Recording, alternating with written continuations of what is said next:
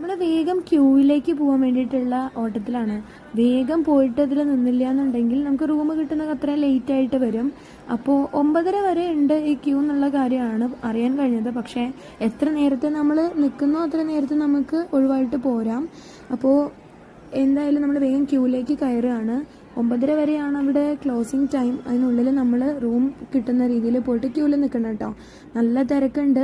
ഇത് കണ്ടില്ലേ, ഇതാന്ന് പറയുമ്പോഴേക്കും ഫില്ല് ചെയ്ത് വന്നുകൊണ്ടേ ഇരിക്കണം. അപ്പോൾ ഡീറ്റെയിൽസ് ഉണ്ണിയോട് ചോദിക്കാം.